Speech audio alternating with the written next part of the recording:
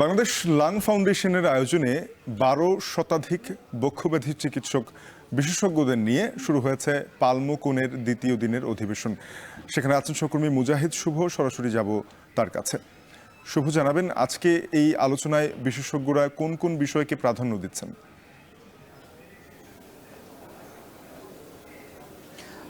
Lung ফাউন্ডেশনের আয়োজনে আজকে দ্বিতীয় দিনের অধিবেশনে সবথেকে গুরুত্বপূর্ণ যেটি সেশন, এখানে 50 জন তরুণ গবেষক তারা হচ্ছে পোস্টার প্রেজেন্ট করছে। তার মানে হচ্ছে যে 50টি ভিন্ন ভিন্ন বিষয়ে তারা গবেষণা করেছেন। এটি দেয়ালে সাঁটা আছে। প্রত্যেকজন প্রতিযোগী 5 মিনিট করে সময় পাবেন এবং প্রশ্ন উত্তর সেশনের জন্য আরও 2 মিনিট, এই 7 মিনিট করে 50 জন। গতকালকে 24 জন অংশ নিয়েছিলেন, আজকে আরও 26 জন অংশ নিয়েছেন। বাংলাদেশ, শ্রীলঙ্কা সহ প্রায় 4টি দেশের গুরুত্বপূর্ণ যারা আছেন তারা মূলত বিচারক হিসেবে এখানে আছেন।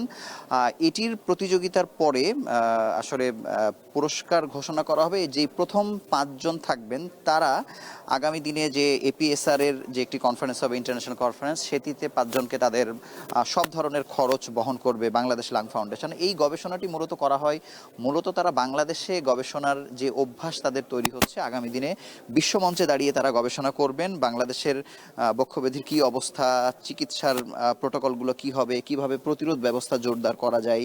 তো এটি মূলত দেখা যায় যে এই যে 1200 চিকিৎসক বক্ষব্যাধি বিশেষজ্ঞ তারা যে যোগ দিয়েছেন, এখানে একটি বড় অংশ তরুণ, তাদেরকে তৈরি করারই আসলে এটি একটি মাধ্যম। আপনি জানেন যে এবার প্রথম 25টি দেশের 31 জন ইন্টারন্যাশনাল স্পিকার যারা সারা পৃথিবীতে বক্ষব্যাধির শীর্ষস্থানীয় চিকিৎসক, তারা মূলত এখানে এসে যোগ দিয়েছেন। তাদের কাছে সরাসরি হাতে কলমে যেমন নানা ধরনের কৌশল শিখছেন, প্রযুক্তির সঙ্গে পরিচিত হচ্ছেন এবং চিকিৎসার পদ্ধতি সম্পর্কে তারা জানছেন।